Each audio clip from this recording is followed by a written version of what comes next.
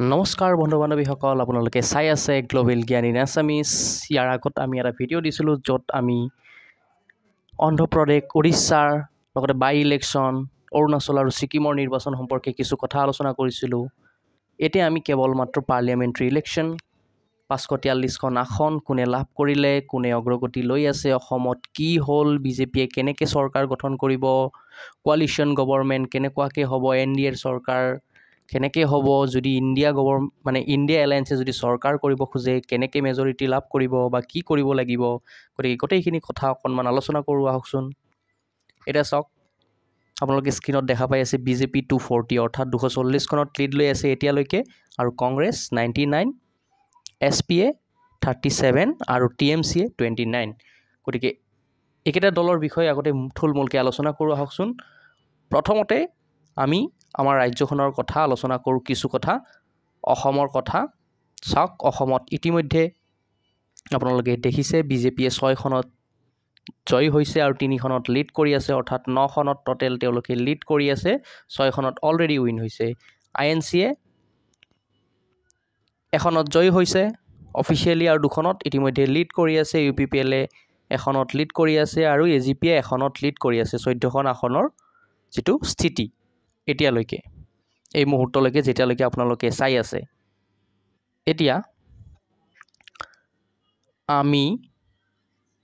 যদি আমি বৰপেটাত চাওঁ, আমি দেখিবলৈ পাইছোঁ যে বৰপেটাত ফণীভূষণ চৌধুৰী ডাঙৰীয়া তেখেত জয়ী হ'ব, হয়তো আনুষ্ঠানিকতা বাকী আছে। এতিয়া দৰং, ওদালগুৰিত দিলীপ শইকীয়া, তেওঁ বিজেপি দলৰ। ঠিক তেনেদৰে ডিব্ৰুগড় খুব আকৰ্ষণীয় এখন যুঁজ হৈছিলে আৰু ইতিমধ্যে সৰ্বানন্দ সোণোৱাল অসমৰ প্ৰাক্তন মুখ্যমন্ত্ৰী, তেওঁ জয়ী হৈছে। প্ৰথমতে অসমৰ কথাই আলোচনা কৰোঁ আহকচোন। আৰু আপোনালোকসকলে জানিব বিচাৰিল যিটো কনষ্টিটুৱেঞ্চি, সেয়া হৈছে ধুবুৰীত যুঁজখন এইবাৰ আকৰ্ষণীয় হৈছিল। কিহৰ কাৰণে? এইবাৰ ৰাজমল মুক্ত, অসম এইবাৰ ৰাজমল মুক্ত হ'ল।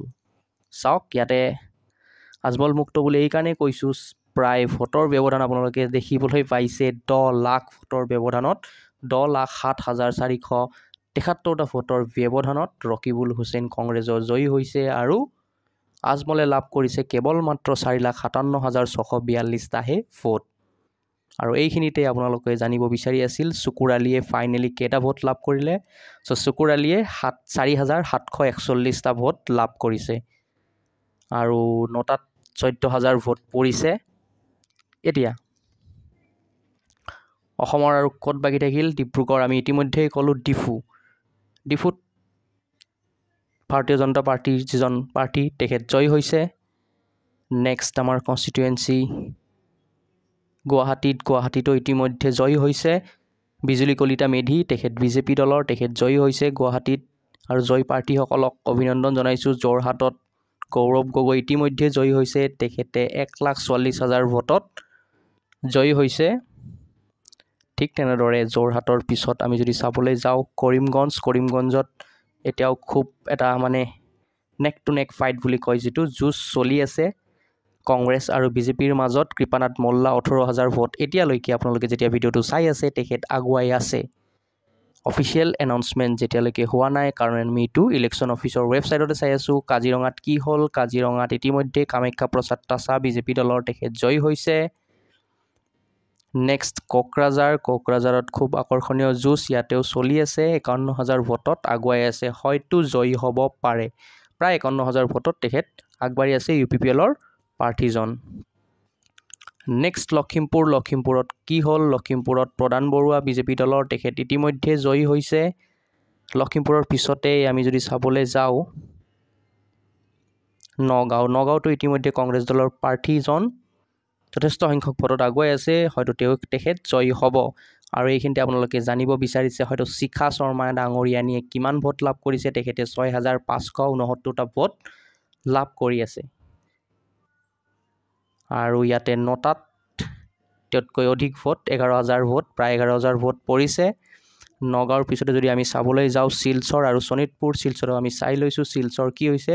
তাত বিজেপি দলৰ যিগৰাকী প্ৰাৰ্থী তেখেতে আগুৱাই আছে, 2,61,000 ভোটত তেখেত আগুৱাই আছে, হয়তো তেখেতে জয়ী হ'ব। পৰিমল শুক্লবৈদ্য ডাঙৰীয়া আৰু নেক্সট যিটো অসমৰ আমাৰ চাবলগীয়া সেয়া হৈছে শোণিতপুৰতো BJP দলৰ প্ৰাৰ্থী আমি ইতিমধ্যে আলোচনা কৰিছোঁ, তেওঁৰ বিষয়ে কৈছোঁ, তেখেতে জয়ী হৈছে ৰঞ্জিত দত্ত ডাঙৰীয়া।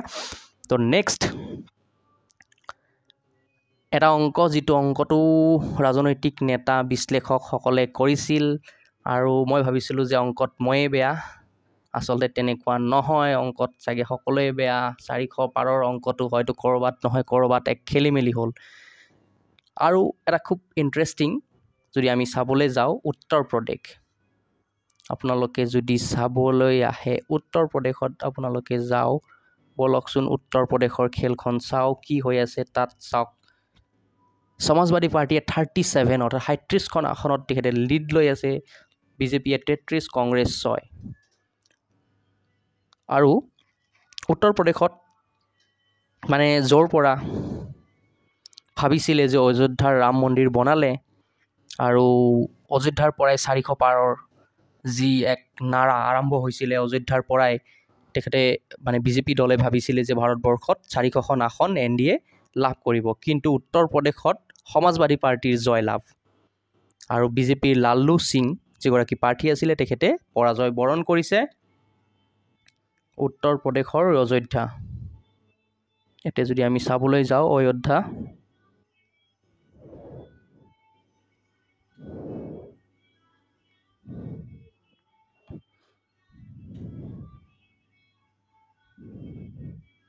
এইখন আলিগড়ত BJP যিগৰাকী প্ৰাৰ্থী তেখেতে লিড লৈ আছে। বাৰু যি কি নহওক, উত্তৰ প্ৰদেশৰ আমাৰ চাবলগীয়া যিকেইখন আসন সেইকেইখন হৈছে বাৰাণসী, প্ৰধানমন্ত্ৰী মোদী ডাঙৰীয়া তেখেতে ইতিমধ্যে জয়ী হৈছে 1,52,513টা ভোটত তেখেত ইতিমধ্যে জয়ী হৈছে। আৰু ৰাহুল গান্ধীৰ কনষ্টিটুৱেঞ্চি আমি যদি চাবলৈ যাওঁ, ইয়াৰ আগৰ ভিডিঅ'ত আমি ইতিমধ্যে উল্লেখ কৰিছোঁ ৰাহুল গান্ধীয়ে জয়ী হৈছে।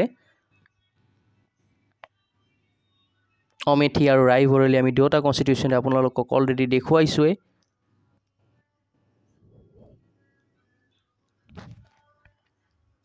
আৰু NDA সংখ্যাগৰিষ্ঠতা লাভ কৰিব পাৰিবনে?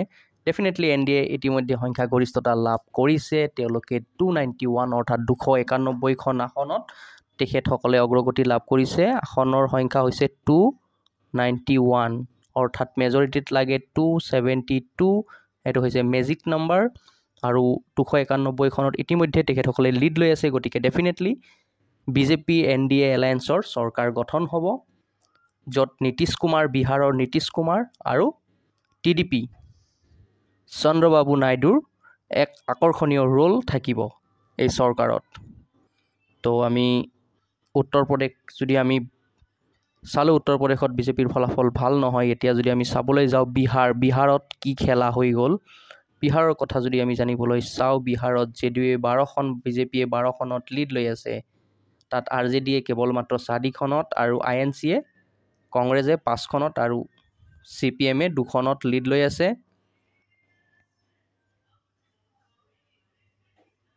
অৰ্থাৎ বিহাৰত নীতিশ কুমাৰৰ এক মেজিক চলিছে বুলি ক'ব পাৰি। আৰু কিছু সময় আগতে BJP কাৰ্যকৰ্তাক সম্বোধন কৰিলে দেশৰ প্ৰধানমন্ত্ৰী নৰেন্দ্ৰ মোদীয়ে, তেখেত তৃতীয়বাৰৰ বাবে প্ৰধানমন্ত্ৰী হ'বলৈ গৈ আছে, মোদী 3.0 আহি আছে। এইখিনি আৰু এটা কথা যে 2019ত NDA কিমান সংখ্যক আসন পাইছিল আপোনালোকে জানেনে? তেখেতসকলে পাইছিলে 353 অৰ্থাৎ 353খন আসন পাইছিলে। আৰু য'ত এয়া 353 অকল BJPয়ে পোৱা নাছিল, NDA পাইছিলে আৰু BJPয়ে পাইছিলে 303 অৰ্থাৎ 303খন আসন পাইছিলে 2019 চনত BJPয়ে অকলে। আৰু এইবাৰ আসনৰ সংখ্যা যথেষ্ট কমিছে BJPৰ 2019ৰ তুলনাত। নেক্সট আমি যদি চাব যাওঁ, NDAৰ 292খন আসন দখলত, BJP 241খনত এতিয়ালৈকে লিড লৈ আছে, 1-2 কম মানে উঠা নমা হৈ আছে আসনৰ সংখ্যাটো। আৰু ইয়াতে এটা খুব গুৰুত্বপূৰ্ণ কথা সেইটো হৈছে যে অকলেই চৰকাৰ গঠনৰ যিটো ক্ষমতা সেয়া হেৰুৱালে BJPয়ে। আৰু ইয়াতে আৰু এখন যদি আমি চাবলৈ যাওঁ, মধ্যপ্ৰদেশৰ কথা যদি আমি চাবলৈ যাওঁ, মধ্যপ্ৰদেশত কি হ'ল, মধ্যপ্ৰদেশৰ যিটো কনষ্টিটুৱেঞ্চি তাত যদি আমি চাবলৈ যাওঁ, মধ্যপ্ৰদেশৰ ইন্দোৰত এক আকৰ্ষণীয় খেল হৈছিলে। কিয় আকৰ্ষণীয় বুলি কৈছোঁ চাওক, ইয়াত বিজেপি প্ৰাৰ্থীজন জয়ী হৈছে। যদিও তেখেত জয়ী হৈছে, ইয়াত আপোনালোকে এটা খুব ইণ্টাৰেষ্টিং বস্তু দেখা পাব। চাওক ইয়াত নটাত ভোটৰ সংখ্যা আপোনালোকে জাষ্ট কাউণ্ট কৰক। 2,18,674 গৰাকী ব্যক্তিয়ে নটাত ভোট প্ৰদান কৰিছে। গতিকে ইন্দোৰৰ ৰাজনৈতিক পৰিস্থিতিয়ে বুজাই দিছে, যদি আমি বিচাৰোঁ মানে গণতন্ত্ৰত ৰাইজে বিচাৰে, গতিকে ৰাইজে এনেধৰণেও মেণ্ডেট দিব পাৰে। অৰ্থাৎ জয়ী হৈছে যদিও ৰাইজে নিজৰ ক্ষোভ উজাৰিছে নটাত ভোট দি। কিন্তু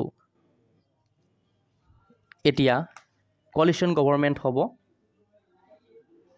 আৰু ইণ্ডিয়া এলায়েন্সত 200+ ৰাজনৈতিক দল আছে। তেখেতসকলেও 234 অৰ্থাৎ 234টা আসনত তেওঁলোক আগুৱাই আছে। এয়া মধ্যপ্ৰদেশৰ আমি এক বিশেষ ৰাজনৈতিক পৰিস্থিতি দেখুৱালোঁ। অৰ্থাৎ ৰাম মন্দিৰ নিৰ্মাণেও বিজেপিৰ বাবে কোনো অতিৰিক্ত ভোট এইবাৰ আনিব নোৱাৰিলে। গতিকে এইবাৰ কোন জয়ী হ'ল? এইবাৰ EVM জয়ী হ'ল।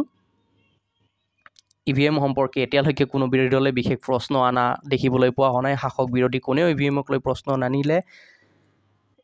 অৰ্থাৎ EVMে শুদ্ধভাৱেই কাম কৰিছে। আৰু কিছুমান কথা, যিটো সংবিধান সলনিৰ কথা কোৱা হৈছিলে বিজেপিৰ কিছু সংখ্যক MP কেণ্ডিডেটৰ ফালৰ পৰা, কিছু সংখ্যক বুলিয়ে কৈছোঁ। চাওক, সংবিধান সলনি কৰা প্ৰচেছটো ইমান সহজ নহয়। লোকসভাত 2/3 মেজৰিটি পালেও কোনেও সংবিধানখন সলনি কৰি দিব নোৱাৰে ৰাতাৰাতি। আমাৰ ভাৰতবৰ্ষৰ সংবিধানখন তেনেকুৱা এখন সংবিধান নহয় যি মন গ'লেই কোনোবাই সংশোধন কৰি দিব পাৰে। ইয়াত লোকসভাত 2/3 মেজৰিটি লাগিব, ৰাজ্যসভাত 2/3 মেজৰিটি লাগিব আৰু ৰাজ্যসমূহৰ 50% ৰাজ্যৰ সমৰ্থন লাগিব। তেতিয়াহে সংবিধান সলনি কৰিব পৰা যায়। এতিয়া UP, এতিয়া ষ্টেট ৱাইজ আপোনালোকে যদি চাবলৈ যায়, আমি উত্তৰ প্ৰদেশৰ খেল আপোনালোকক দেখুৱালোঁ। উত্তৰ প্ৰদেশত বিজেপি আসন নোপোৱাৰ অন্যতম কাৰণ বুলি কোৱা হৈছে, য'ত কোৱা হৈছে যে যোগী আদিত্যনাথ আৰু অমিত শ্বাহ তেওঁলোকৰ মাজত হয়তো কিবা মিল নাছিলে, য'ত এখন লিষ্ট দিয়া বুলি কয়। যোগীয়ে লিষ্ট দিছিলে 30জন MP কেণ্ডিডেটৰ, তাৰ পৰা কেৱল এজনকহে ৰাখিলে। এইবিলাক নানানটা কথা এতিয়া সংবাদ মাধ্যমত বিভিন্ন ধৰণৰ টেলিভিশ্যন চেনেলত চলি আছে। আমি এইবোৰ নাজানো। এজন ষ্টুডেণ্ট হিচাপে আমি জানিব লাগে উত্তৰ প্ৰদেশত বিজেপিয়ে ভাল ফলাফল দেখুৱাব পৰা নাই। আমি এতিয়া আৰু এখন ৰাজ্যৰ কথা আলোচনা কৰোঁ, সেয়া হৈছে পশ্চিমবংগ। পশ্চিমবংগ খুব গুৰুত্বপূৰ্ণ ৰাজ্য। নাৰী শক্তিৰ কথা যেতিয়া আমি ক'বলৈ যাওঁ, দেশৰ একমাত্ৰ মুখ্যমন্ত্ৰী তেখেত মমতা বেনাৰ্জী ডাঙৰীয়ানী।